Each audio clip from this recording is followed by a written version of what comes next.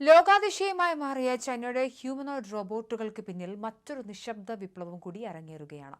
വൻകിട ഫാക്ടറികളിലും സാങ്കേതിക പരിശീലന കേന്ദ്രങ്ങളിലും യന്ത്രങ്ങൾ മനുഷ്യന്റെ സ്ഥാനം ഏറ്റെടുക്കുന്ന കാഴ്ചയാണിത്. ഞാനൊന്ന് ഉറങ്ങി എഴുന്നേൽക്കുമ്പോഴേക്കും ലോകം മാറി മറിയുകയാണെന്ന് അല്പം ആശ്ചര്യത്തോടെ പറയുന്നു 28കാരനായ ചെൻ തിയാന്യു. വ്യാവസായിക മേഖലയിലെ നിർമ്മിത ബുദ്ധി, റോബോട്ടിക്സ് എന്നിവയിൽ തന്റെ വിദ്യാർത്ഥികളെ പ്രാപ്തരാക്കുന്നതിനായി ഫാക്ടറികൾ കേന്ദ്രീകരിച്ചാണ് ഇദ്ദേഹം കൂടുതൽ സമയവും ചെലവഴിക്കുന്നത്. ഹാങ്ഷു ടെക്നീഷ്യൻ ഇൻസ്റ്റിറ്റ്യൂട്ടിലെ ക്ലാസ് മുറികളിൽ കോഡിംഗും റോബോട്ടിക് ഉപകരണങ്ങളുടെ രൂപകൽപ്പനയും പരിശീലിക്കുന്ന യുവാക്കൾ ചൈനയുടെ ഭാവി അടയാളപ്പെടുത്തുന്നു. സാങ്കേതിക മുന്നേറ്റത്തിന്റെ അമരത്ത് എത്തുന്നതിനായി ചൈനീസ് പ്രസിഡന്റ് ഷീ ജിൻപിങ് നടപ്പിലാക്കുന്ന $2000 കോടി വൻ പദ്ധതിയുടെ ഭാഗമാണിത്. നിലവിൽ ചൈനയിൽ ഉടനീളം 20 ലക്ഷത്തിലധികം വ്യാവസായിക റോബോട്ടുകളാണ് പ്രവർത്തിക്കുന്നത്. മറ്റേതൊരു രാജ്യത്തെക്കാളും ഉയർന്ന നിരക്കാണിത്. ലോകത്തിലെ വ്യാവസായിക റോബോട്ടുകളിൽ പകുതിയിലധികവും ഇന്ന് നിർമ്മിക്കുന്നത് ചൈനയിലാണ്. ലോകത്തിന്റെ നിർമ്മാണശാലയായി ചൈനയിൽ അരങ്ങേറുന്ന ഈ അതിവേഗ യന്ത്രവൽക്കരണം തൊഴിൽ മേഖലയെ എങ്ങനെ ബാധിക്കുമെന്നതിൽ ആശങ്ക ശക്തമാണ്.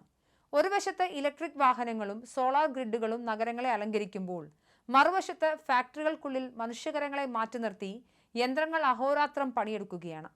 ചൈനീസ് ഭരണകൂടത്തിന്റെ നിയന്ത്രണത്തിലുള്ള വിവരശേഖരണ രീതികൾ കാരണം ഈ മാറ്റത്തിന്റെ യഥാർത്ഥ സാമൂഹിക ആഘാതം അളക്കുക പ്രയാസം.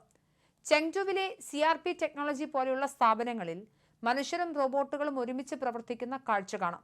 മനുഷ്യർ ഘടകങ്ങൾ കൂട്ടിച്ചേർക്കുമ്പോൾ റോബോട്ടുകളെ ഉപയോഗിച്ച് മറ്റു റോബോട്ടുകളെ നിർമ്മിക്കാനുള്ള ഗവേഷണത്തിലാണ് യുവ എഞ്ചിനീയർമാർ.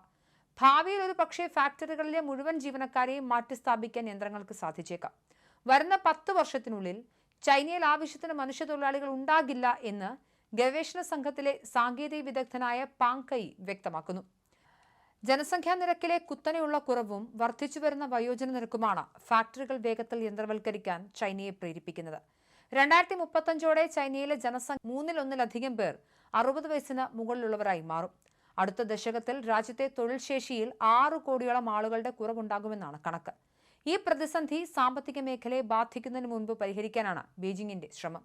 എന്നാൽ ഏകദേശം 12 കോടി ആളുകൾ ഇപ്പോഴും നിർമ്മാണ മേഖലയിൽ ജോലി ചെയ്യുന്ന ചൈനയിൽ ഈ വളർച്ച വളരെ വേഗത്തിലായാൽ ദശലക്ഷക്കണക്കിന് ആളുകൾക്ക് തൊഴിൽ നഷ്ടപ്പെടും.